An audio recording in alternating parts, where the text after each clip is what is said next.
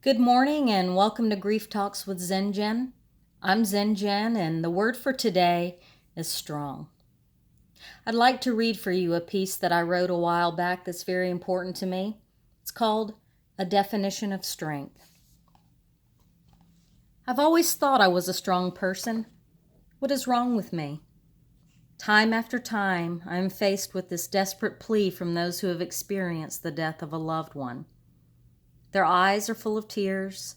Their faces are struggling to maintain composure, only to crumple beneath the weight of a grief that is more than they can bear. Too many times, people confuse the word strength with being strong.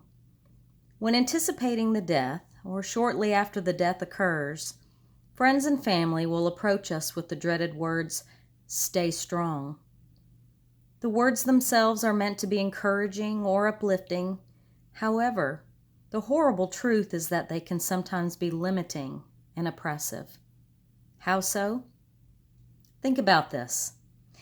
If I am told repeatedly by people who love and care about me that I need to stay strong, it sends me a message that I cannot share my grief with others. It tells me that I must hide my grief away, closed behind a door, lying dormant just beneath the surface of a false smile. My ready response becomes one of, "I'm fine," so as to avoid letting others down. This is an injustice to those who grieve and mourn. If we are taught to repress our feelings, to hold them in and be strong, then it is a no-brainer that we will feel like we have failed in our individual grief journey if we break down and cry in front of others. When did our grief, our loss, our pain become all about living for other people? Shouldn't we be able to have moments of sadness, to cry when a wave of despair hits us unexpectedly? In short, the answer is an overwhelming yes. Truthfully, it takes strength to be able to express how we are feeling to others. Strength is something that resides within us, that we draw from when it seems like we cannot possibly drag another foot forward in our grief journey. Strength helps us to process our loss.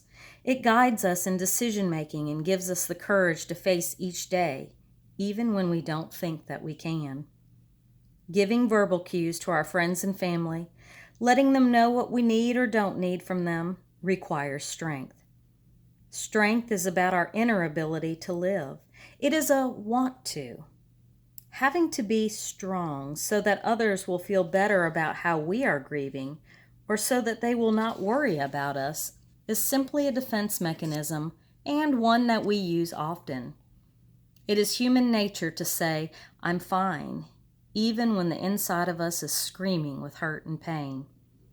Why is it that the mentality of "take care of others first" continues even after the death occurs, thus placing our needs on the back burner? Why do we feel the need to make sure everyone else is okay and outwardly ignore the desire to share our grief with others?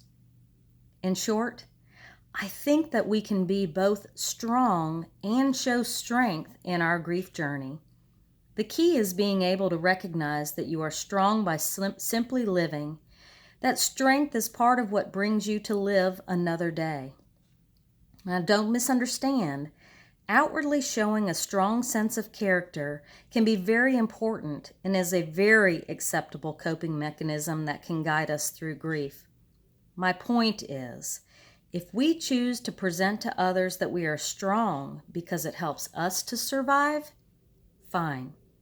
However, if we are encouraged to wear the mask of "I'm fine" in order to help others cope with our sadness, this becomes the travesty, and true strength is lost. So today, think about that word strong. Remember that we're here to share this grief journey together. And so until tomorrow, I'm Zen and may peace be the meaning of our lives.